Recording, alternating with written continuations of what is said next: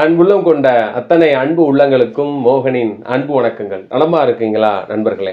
புத்தக திருவிழா செப்டம்பர் 17 நிறைவடைந்தது. புத்தகத்துக்கும் எனக்குமான அந்த ஒரு தொடர்பை உங்கள்கிட்ட பகிர்ந்துக்கிறது தான் இந்த பதிவு. எனக்கு நல்ல ஞாபகம் இருக்குது. நான் ஒரு 6ஆம் வகுப்பு படிக்கும்போதோ இல்லை 7ஆம் வகுப்பு படிக்கும்போதோ ஒரு கட்டுரை போட்டியில் வெற்றி பெற்று எனக்கு பரிசு வழங்கப்பட்டது புத்தகம் வந்து பார்த்திங்கன்னா அக்னி சிறகுகள். அந்த புத்தகம் 6ஆம் வகுப்புல எனக்கு அறிமுகமானது. ஆனால் அந்த புத்தகத்தை அப்போ முழுமையாக நான் படித்தேனா அப்படின்றது எனக்கு நல்லா ஞாபகம் கிடையாது. அதை வந்து நான் எப்போ முழுமையாக படித்தேன் அப்படின்னா, கல்லூரி படிக்கும் பொழுது அப்துல் கலாம் ஐயா குறித்து ஒரு கட்டுரை எழுதக்கூடிய சூழல் ஏற்பட்ட போது அந்த புத்தகத்தை நான் முழுவதும் வாசித்தேன். அப்போ எனக்கு உணர்ந்தேன், சிறு வயதில் நான் படிக்கலை, ஆனால் எனக்கு வந்து பார்த்தீங்க அப்படின்னா அந்த கட்டுரை எழுத அந்த புத்தகம் மிக ஒரு உறுதுணையாக இருந்துச்சு. இதே மாதிரி இன்னொரு விஷயம் வந்து என்ன அப்படின்னு பார்த்தீங்கன்னா, ஒரு 10ஆம் வகுப்பு படிக்கும்போது என்னுடைய தந்தை எனக்கு அறிமுகப்படுத்திய புத்தகம் வந்து பார்த்தீங்கன்னா கண்ணதாசன் அவர்களுடைய அர்த்தமுள்ள இந்து மதம். இது வந்து பார்த்தீங்கன்னா இதே மாதிரி ஒரு 10 புத்தகம் இருக்கும். அப்போ எங்கள் அப்பாட்ட கேட்பேன், எப்படி இத்தனை புத்தகம் படிக்க முடியும்? இதில் வந்து படங்கள் எதுவுமே இல்லை.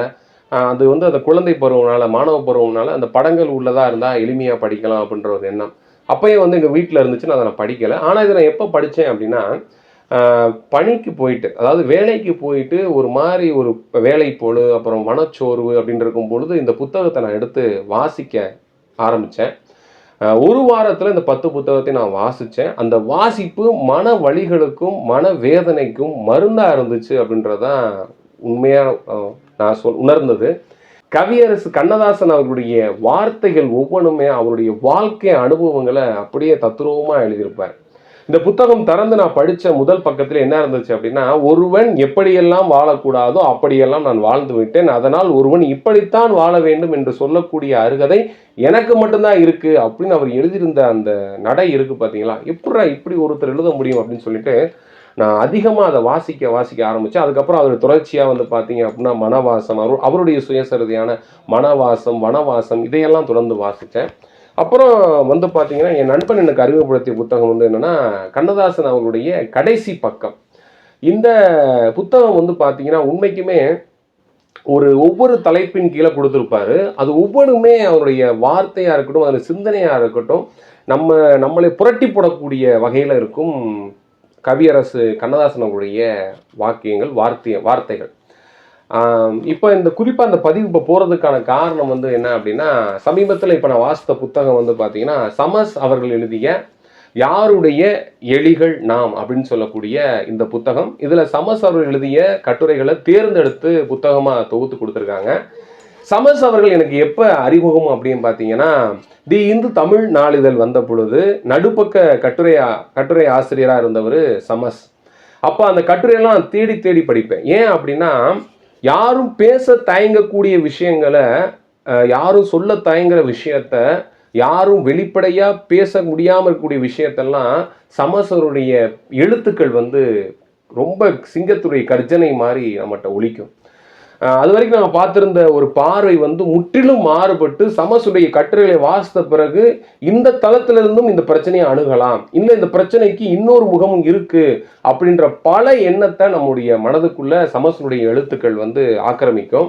நான் ஏன் சொல்கிறேன் அப்படின்னா, என் நண்பன்ட்ட நான் சொல்லியிருந்தேன் என்ன அப்படின்னா, பிறந்த நாளுக்கு இல்லை ஏதாவது ஒருத்தர் யாருக்காவது பரிசு வழங்கணும் அப்படின்னா இந்த புத்தக திருவிழாவில் போய் புத்தகம் வாங்கி கொடுங்க அப்படின்னு சொன்னப்ப ஏனைய நண்பர்கள் என்கிட்ட கேட்ட கேள்வி என்னன்னா, புத்தகம் வாங்கி கொடுக்குறனாலேயே அவங்க படிச்சிருவாங்களா அப்படின்றதான் கேள்வியாக கேட்டாங்க. அவங்க கேள்வி சரிதான், படிச்சிருவாங்கன்னு உறுதியாக சொல்ல முடியாது, அப்பயே படிச்சிடான்னு சொல்ல முடியாது. ஆனால் காலம் என்றாவது ஒரு நாள் அந்த புத்தகத்தை வாசிப்புக்கு உள்ளாக்கும்ன்றதை நான் நம்புகிறேன். அதுக்கு உதாரணமாக தான் நான் சொன்னது அக்னி சிறகுகள் எனக்கு எப்போ அறிமுகமானது, நான் எப்போ வாசித்தேன். அதே மாதிரி அர்த்தமுள்ள இந்து மதம் எனக்கு எப்போ அறிமுகமானது, நான் எப்போ வாசித்தேன் அப்படின்றது. இந்த புத்தகங்கள் வந்து கெட்டு போகக்கூட கிடையாது. அந்த புத்தகங்கள் வந்து பத்திரமா இருக்கும். ஒரு வாசகம் படித்தேன் என்ன அப்படின்னா, புத்தகத்தை மூளையில் போடாமல் மூளையில் போடுங்கள் அப்படின்னு சொல்லிலாம் வாசகம் படித்தேன். எனக்கு என்ன ஆசை அப்படின்னா, என்னோட இருக்கக்கூடிய புத்தகங்கள் எல்லாத்தையும் வந்து பார்த்தீங்கன்னா ஒரு பெரிய ரேக்கில் நம்ம வாங்கின புத்தகத்தெல்லாம் அடுக்கி வச்சு தேவைப்படும் பொழுது வந்து நம்ம பார்க்கணும். பார்த்திபன் அவர்கள், இயக்குனர் பார்த்திபன் அவர்கள் கூட ஒரு வட்டம் சொல்லியிருந்தார், புத்தகங்களை வந்து பிள்ளைகளுக்கு வாசிக்க பழகுங்க. நம்ம சொல்லிக்கிட்டே இருந்தாலும் புத்தகங்கள் வாசி சொன்னால் வாசிக்க மாட்டாங்க. உங்கள் வீட்டில் ஒரு அலமாரியில் ஒரு ஷோகேஸில் எப்படி பொம்மைகள் பரிசு பொருட்கள்லாம் வைக்கிறீங்களோ, ஒரு கண்ணாடி டோர் போட்டு அந்த புத்தகங்கள்லாம் வரிசையாக அடுக்கி வைங்க. அதை பார்க்கும்போது தான் நம்மளுடைய இவ்வளோ புத்தகம் இருக்குது, எடுத்து வாசிக்கணும் எண்ணம் தோணும். பிள்ளைகள் முன்னாடி நீங்கள் புத்தகத்தை உட்கார்ந்தா தான் பிள்ளைகளும் இந்த புத்தகத்தை வாசிக்கணும் அப்படின்ற எண்ணத்தை அவங்களுக்கு வரும் அப்படின்னு சொன்னாங்க. அந்த எண்ணத்தை என்னுடைய தந்தை எனக்கு ஏற்படுத்தினார் அப்படின்றதான் நான் உண்மையை சொல்றேன். ஏன்னா புத்தகத்தில் அப்போ பார்த்தீங்கன்னா எல்லாரும் வந்து ஏதாவது சினிமாவுக்கு இந்த மாதிரி இல்லை கேளிக்கைகளுக்கு நிறையா வந்து குடும்பத்தோடு போவாங்க. நாங்களும் போனது உண்டு. ஆனால் என்னுடைய தந்தை என்ன பண்ணார் அப்படின்னா, ஒரு கட்டப்பை 2 கட்டப்பை எடுத்துட்டு என்ன பண்ணுவோம் அப்படின்னா புத்தகத்தில் கூட்டி போகிறார். அப்படி கூட்டி போய் எங்களை சின்ன பிள்ளையிலேருந்து புத்தகம் வாங்கி கொடுத்துருவார். என்ன கேட்குறோமோ எந்த புத்தகம் கேட்குறோம் வாங்கி அவருடைய புத்தகங்களும் வாங்கிக்குவார். இப்போ நாங்கள் குழந்தை பருவத்தில் இருந்த புத்தகத்தை இப்போ நாங்கள் ஓரளவு பயன்படுத்திக்கிட்டு இருக்கோம். ஆனால் எங்கள் அப்பா வாங்கி வாசித்த புத்தகத்தை எல்லாம் நாங்கள் இப்போ வாசிக்க பழகிறோம். அதனால் புத்தகங்கள் வந்து கெட்டு போவதில்லை. புத்தகத்தை வந்து உங்களுடைய குழந்தைகளுக்கு அறிமுகப்படுத்துங்க.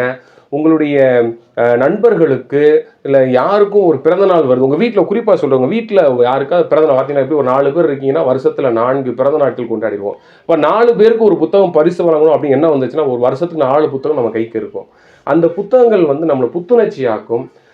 புத்தகங்கள் வந்து என்ன சொல்கிறாங்க அப்படின்னா உலகத்தினுடைய ஜன்னல்கள் அப்படின்னு சொல்கிறாங்க. ஆனால் நமக்கு எவ்வளவு பணிச்சூழல் சுமை இருந்தாலும் இல்லை நம்முடைய குடும்ப சூழல் இருந்தாலும் புத்தக வாசிப்புன்றது என்னன்னா ஒரு மனதிற்கான பயிற்சி. எப்படி உடலுக்கான உடல் பயிற்சியோ அதே மாதிரி மனதிற்கான ஒரு மனப்பயிற்சி வந்து என்ன பார்த்தீங்கன்னா புத்தகம். அது மாதிரி இப்போ வந்து நண்பர்களை விட்டு கொடுக்காத சமுதாயமாக இப்போ இருக்குது. அதுக்கு நான் சொல்லிக்கிறேன். ஏன்னா இதுவரை நான் வாசிக்காத நல்ல புத்தகத்தை வாங்கி வந்து என்னை சந்திப்பவனே என்னுடைய உண்மையான நண்பன் அப்படின்னு ஆபிரகாம் லிங்கன் சொல்கிறாரு. அதனால் நீங்கள் உண்மையான நண்பர் அப்படின்னு நிரூபிக்கணும்னு நினச்சிங்க அப்படின்னா உங்கள் நண்பருக்கு ஒரு நல்ல புத்தகத்தை வாங்கி கொடுங்க. ஒரு நல்ல புத்தகம் 100 நண்பர்களுக்கு சமம் அப்படின்னு அப்துல் கலாம் சொல்கிறாரு. அதே மாதிரி நம்ம மகாத்மா காந்தி கிட்ட போய் கேட்குறாங்க, 1 லட்ச ரூபா கிடைச்சா நீங்கள் என்ன செய்வீங்க அப்படின்னு. 1 லட்ச ரூபாய் கிடைத்தால் நான் வந்து என்ன பண்ணுவேன் அப்படின்னா நூலகம் கட்டுவேன் அப்படின்னு சொல்கிறாரு. ஜெயகாந்தன் என்ன சொல்கிறாரு அப்படின்னா நம்ம எவ்வளோ பெரிய முட்டாள் அப்படின்றத நூலகத்திற்கு போ அது சொல்லும் அப்படின்னு சொல்கிறாங்க. இந்த மாதிரி புத்தகத்திற்கான பல விஷயங்கள் புத்தகங்கள் தன்னிடத்துல அடக்கி வச்சிருக்கு. கண்டிப்பாக உங்கள் குழந்தைகளுக்கு புத்தகத்தை அறிமுகப்படுத்துங்க. ஒரு குரலின் குரல் வாயிலாக இன்னும் நான் படித்த புத்தகங்கள் இல்லை நான் வாசித்த புத்தகங்களை பற்றி உங்கள்கிட்ட நிறைய கருத்துக்களை பகிரணும் அப்படின்னு நினைக்கிறேன்.